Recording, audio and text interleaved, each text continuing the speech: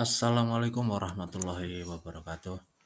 Kembali ke tugas koneksi antar materi pembelajaran untuk memenuhi kebutuhan murid 2.3 coaching untuk supervisi akademik oleh Eko Nurwiji Atmoko CGP Angkatan 7 dari Kabupaten Kediri dengan fasilitator Bapak Teguh Supriyadi dengan pengajar praktek Ibu Ida Yulia Stuti. Pemikiran reflektif terkait pengalaman belajar. Pengalaman atau materi pembelajaran yang baru saja diperoleh dalam belajar modul 2.3 saya telah mempelajari tentang supervisi akademik yang dimaknai secara positif sebagai kegiatan berkelanjutan yang meningkatkan kompetensi guru sebagai pemimpin pembelajaran dalam mencapai tujuan pembelajaran yang berpihak pada murid. Pendekatan coaching memiliki 3 prinsip, yaitu kemitraan, proses kreatif, dan memaksimalkan potensi.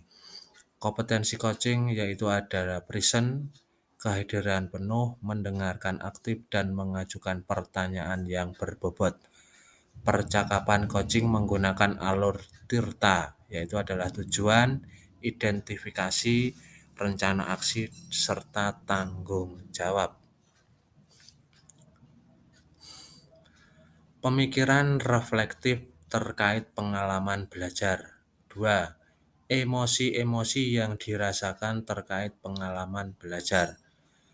Di sini kita lihat gambarnya, yaitu adalah merasa cemas dengan kompleksitas materi coaching, kadang kekhawatiran tidak mampu menyerapnya. Setelah mempelajari dalam persepsi konsep, saya mulai tertarik dan mengalami materi coaching untuk supervisi akademik. Selanjutnya, sikap kita adalah optimis. Saya optimis dapat mengaplikasikan di sekolah dengan dasar nilai dan peran guru penggerak gembira, mampu mempraktekkan coaching dalam kolaborasi dan demonstrasi kontekstual. Pemikiran reflektif terkait pengalaman belajar. 3. Apa yang sudah baik berkaitan dengan keterlibatan diri dalam proses belajar. Mendapatkan pemahaman materi tentang coaching untuk supervisi akademik dan sudah mencoba mempraktekkan dengan rekan CGP, teman sejawat, dan murid.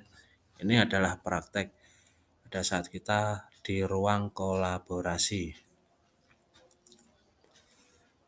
Pemikiran reflektif terkait pengalaman belajar. Apa yang perlu diperbaiki terkait dengan keterlibatan dirinya dalam proses? Yang perlu diperbaiki terkait kompetensi coaching terutama adalah mengajukan pertanyaan yang berbobot sehingga dapat menggali lebih dalam pada proses coaching. Ini adalah kita proses pembuatan video di demonstrasi kontekstual. Pemikiran reflektif terkait pengalaman belajar, keterkaitan terhadap kompetensi dan kematangan diri pribadi, mengoptimalkan kekuatan diri sebagai pendidik dan juga sebagai coach bagi orang-orang di sekitar untuk mampu memperdayakan dan mengembangkan potensinya. Kompetensi saya mulai berkembang ditandai dengan mampu mempraktekkan proses coaching menggunakan alur tirta.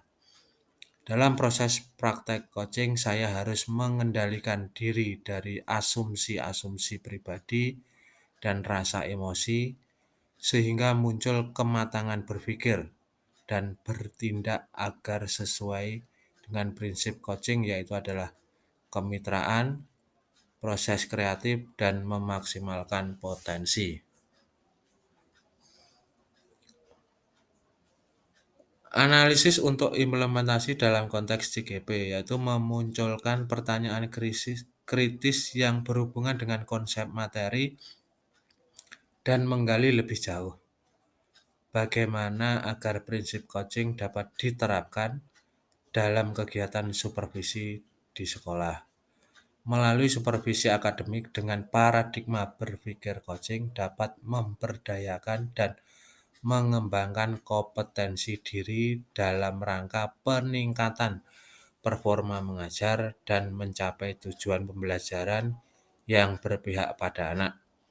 Coaching sebagai peningkatan motivasi seorang guru sehingga kualitas pembelajaran meningkat seiring dengan meningkatnya motivasi guru. Analisis untuk implementasi dalam konteks CGP mengolah materi yang dipelajari dengan pemikiran pribadi sehingga tergali wawasan insight baru. Coaching dalam supervisi akademik dapat berpengaruh dalam terwujudnya pemimpin pembelajaran yang berpihak pada murid, karena pembelajaran berpihak pada murid adalah hal yang sangat penting dalam mencapai kemerdekaan anak. Menjadi pemimpin pembelajaran harus memahami perkembangan murid secara menyeluruh. Dengan demikian, tujuan coaching dalam supervisi akademik untuk mengembangkan kompetensi guru dan dapat meningkatkan kinerja dan terwujudnya merdeka belajar.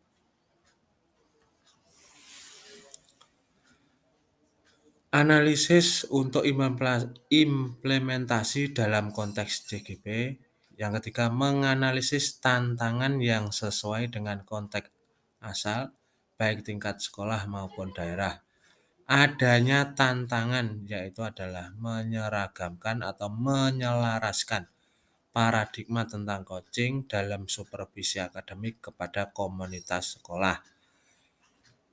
Biasanya supervisi akademik hanya dijadikan sebagai evaluasi rutin kepala sekolah kepada guru, yang mana seharusnya dapat dijadikan pedoman untuk menciptakan kompetensi guru melalui coaching, karena bisa menggali potensi dari guru tersebut. Analisis untuk implementasi dalam konteks CGP selanjutnya yaitu adalah memunculkan alternatif solusi terhadap tantangan yang diidentifikasi.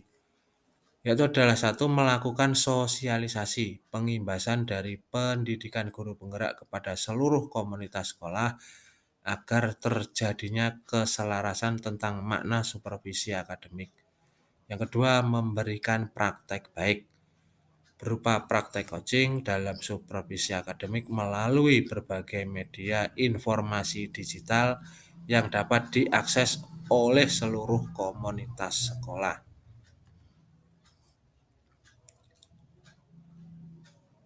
Membuat keterhubungan pengalaman masa lalu. Pengalaman masa lalu saya pernah disupervisi kepala sekolah dan pengawas. Dari pengalaman tersebut saya merasa bahwa supervisi hanya sebatas observasi, pengamatan dan pengawasan kinerja guru oleh kepala sekolah. Hal ini terlihat dari tidak adanya kegiatan pra-observasi dan pasca observasi. Ini hanya rutinitas biasa. Ini pengalaman di masa lalu saya. Membuat keterhubungan pengalaman masa lalu saya ya, di supervisi kepala sekolah pengawas itu hanya sebatas observasi ya. Saya merasa bahwa supervisi hanya sebatas pengamatan, pengawasan dari pengawas dan kepala sekolah. Hal ini terlihat dari tidak adanya kegiatan pra-observasi dan masih belum menerapkan prinsip coaching. Penerapan di masa yang akan datang atau di masa mendatang, kedepannya kegiatan supervisi harus dijadikan salah satu bagian dalam memberdayakan guru dalam meningkatkan kompetensinya.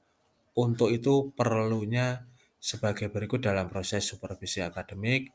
Yang pertama adalah pendekatan coaching, ada 3 prinsip, yaitu adalah kemitraan, proses kreatif, dan memaksimalkan potensi. Kompetensi coaching yaitu adalah present, kehadiran penuh, mendengarkan aktif, dan mengajukan pertanyaan yang berbobot. Percakapan coaching bisa menggunakan alur tirta, yaitu adalah tujuan, identifikasi, rencana, aksi, dan tanggung jawab.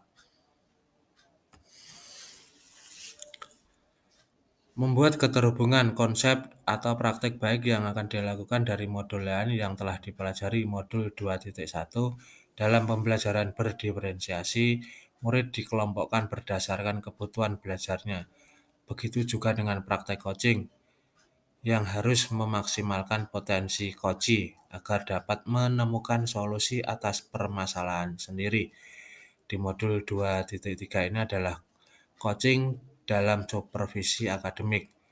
Untuk modul 2.2, dalam melaksanakan proses supervisi akademik dengan paradigma berpikir coaching, seorang pendidik membutuhkan keterampilan sosial emosional, kesadaran diri, manajemen diri, kesadaran sosial, keterampilan berrelasi, dan pengambilan keputusan yang bertanggung jawab.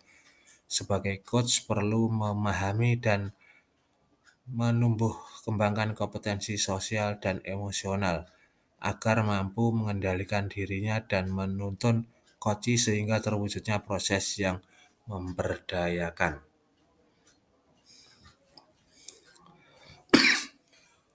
Bagaimana peran Anda sebagai seorang coach di sekolah keterangan materi sebelumnya, yaitu 2 modul, pembelajaran berdiferensiasi dan pembelajaran sosial dan emosional.